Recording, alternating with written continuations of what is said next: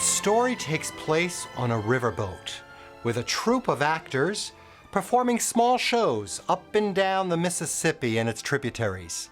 The cast of characters: the captain of the ship, Captain Andy, his wife Parthy, their beautiful teenage daughter, Magnolia, the star actress, Julie Laverne, and her husband, Steve Barker, the cook and the dock worker, Queenie and Joe, Steve and Ellie, the husband and wife song and dance team, and Gaylord Ravenel, that handsome riverboat gambler. The story takes place over 40 years, between 1887 and 1927. It reflects America in the first half of the 20th century, with thoughts of love, optimism, racial tension, gambling, abandonment, alcoholism, and all this takes place on a moving boat up and down the Mississippi. Doesn't sound like a good idea for a Broadway musical, don't you think? Well, Jerome Kern, the composer, thought, what a brilliant idea, and he called his friend Oscar Hammerstein, the lyricist, and invited him to take part in this project. The two of them recently had a tremendous success with a musical they worked on together called Sunny, starring the beautiful and talented Marilyn Miller. The 1927-28 Broadway season had the largest number of Broadway openings ever in the entire history of Broadway, almost 300 shows. There were 66 theaters. Can you imagine? 66 theaters. Broadway, after that season, began to implode, even before the great crash of 1929. There were just too many shows. Even more interesting that our spotlight today, Showboat, was the #1 hit of the 1927 and 28 season. This musical, Showboat, has so many recognizable song titles. Make Believe, Can't Help Lovin' That Man, Bill, Life Upon the Wicked Stage, Why Do I Love You, You Are Love, and of course, Old Man River. Now, when I say that Showboat is a show by Jerome Kern and Oscar Hammerstein, I'm right, but I'm also leaving out a couple key players. What about that novel by Edna Ferber, Showboat? Miss Ferber was not a one-hit wonder. The year before, 1924, she won the Pulitzer Prize for her novel So Big. And in the early 30s, her story Cimarron was turned into an Academy Award-winning film. And then in the 50s, her story Giant was turned into a major motion picture starring Elizabeth Taylor, Rock Hudson, and James Dean in his final film performance. Here's another interesting alleged quote between Jerome Kern and Edna Ferber. When Jerome Kern asked Edna Ferber for the rights to her book, her response was, "If you are crazy enough to try it, I guess I'm crazy enough to let you have the rights." And what about the producer, Florence Ziegfeld? Yes, that's right, Florence Ziegfeld of the Ziegfeld Follies. When he was offered the opportunity to produce Showboat, he snapped at it. He did have reservations, of course. There were no beautiful young ladies, and the ladies that he had were completely dressed. He didn't think the story was funny, and he was concerned about the drama. But that didn't stop him from pouring tons of cash into the show. Opening night was very interesting. As the curtain closed, there was no exit music, and there was no curtain calls. The audience applauded politely and left the theater quietly, pensive, I would say. Ziegfeld thought, of course, he had a flop. After a few days, the glowing reviews came in, and the lines at the box office stood there for days. The show was performed in the Ziegfeld Theater, which had a possibility of bringing in $55,000 a week. On the average, in its 500 performances, it brought in about $50,000 a week. That's big cash. Now let me tell you, this is a big show. This is a very big show. In addition to the leading characters, the chorus alone, of both black and white performers, numbered 96 people. Imagine. And the operating costs for these actors was $36,000 a week. Not to mention the 110 theater employees, which brought it up to another $16,000. But Ziegfeld was thrilled with this production. Showboat has had many Broadway revivals, most notably the Tony Award-winning Hal Prince version in 1994. There have been many London revivals, many films, 3 in fact, multiple regional theater performances, summer stock, and community theater performances. Countless recordings.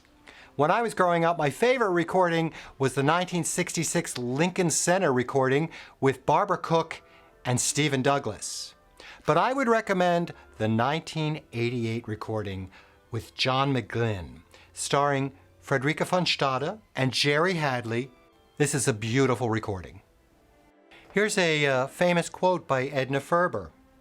"Theater does not invent life, but rather reflects life, thus enlightens us." The 1920s was not all innocence and optimism. There was different things brewing in the culture. After World War I, the Red Scare, many Americans were very frightened of communism and the new work movement. And what about the tragic execution of those 2 Italian immigrants, Sacco and Vincetti? And over in Indiana, the Ku Klux Klan were starting to don their white caps. In the art movement, we had the Dada movement, Surrealism, and Expressionism. Edvard Munch, Pablo Picasso, and Salvador Dali. And then when we look at opera, the very last of the Verismo composers, Giacomo Puccini's Turandot. We had Erwartung by Aaron Schoenberg, Igor Stravinsky's Oedipus Rex, and that old chestnut Wozzeck by Alban Berg. And theater no longer was happy with those drawing room comedies. Playwrights like Henrik Ibsen, Kurt Weill, and Eugene O'Neill were bringing realism to the American stage.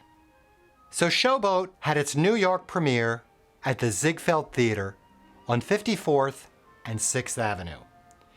It was the second show to be performed at the Ziegfeld Theater, and at the very last minute, the show that was there, Rio Rita, moved to the Lyric, and they brought in Showboat.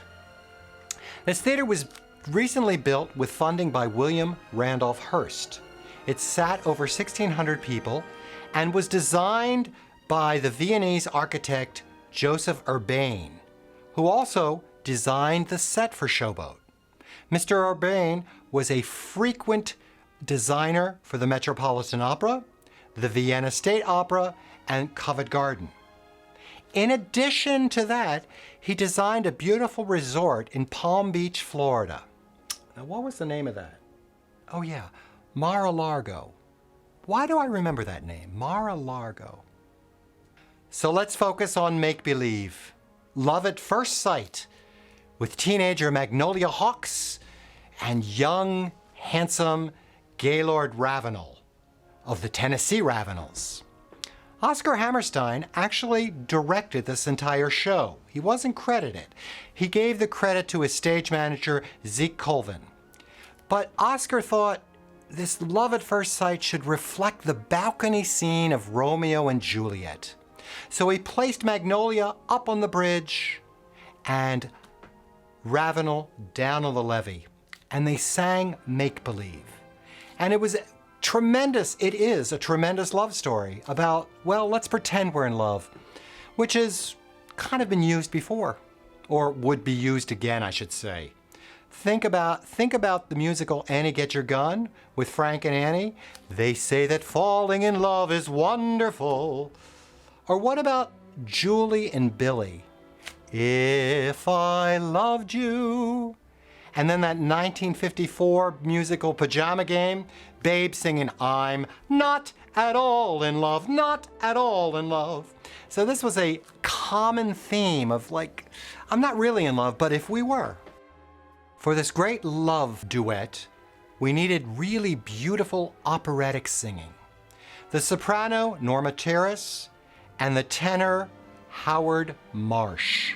Howard Marsh had already been the tenor lead in Blossom Time, which was the operetta on the musical of Franz Schubert, and was the original Karl Franz in The Student Prince. He had a beautiful tenor voice, and their voices blended together wonderfully. Now, Oscar Hammerstein's theory of writing lyrics is that the lyrics should be unobtrusive. They should be gentle and not bring attention to themselves. Listen to a bit of the lyrics of Make Believe. We could, 2 syllables, make believe that I love you. Only 2 syllables, make believe that you love me. Others find peace of mind in pretending. Couldn't you? Couldn't I? Couldn't we? Me, we. Make believe our lips are blending, pretending, blending. In a phantom kiss, or 2 or 3, me, we, 3. Might as well make believe I love you, for to tell the truth, I do. And finally, I'd like to talk about the orchestration. The orchestration is what I call the tinsel and the twinkling lights on the song. And the orchestrator for this show was Robert Russell Bennett. And he did a beautiful job. He also was responsible for the film version of Shall We Dance, George and Ira Gershwin's film musical, and also he was the orchestrator for Oklahoma.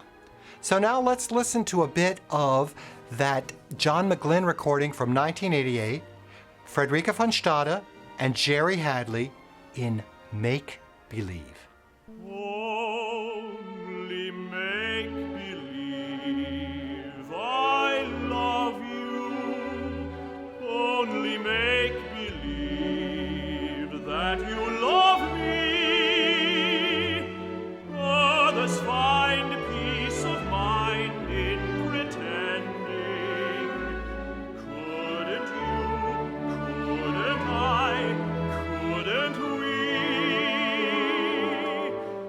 Make believe our lips are blending in a phantom kiss, or 2 or 3. Might as well make believe I love you, for to tell the truth, I do. Just in case you're interested in reading more about Showboat, I highly recommend the beautiful book by Miles Kruger called Showboat, The Story of the Classic American Musical, a wonderful book by Dr. Todd Decker called Showboat, Race Performing an American Musical, and I love this out-of-print book called Make Believe, The Broadway Musicals of the 1920s by Ethan Morden. I hope you enjoyed this spotlight on Showboat. If you liked it, please like it, leave a comment, and please subscribe if you want to know more. We're heading to New York City this weekend to film another spotlight. I think you'll enjoy it. Until then, have a wonderful time.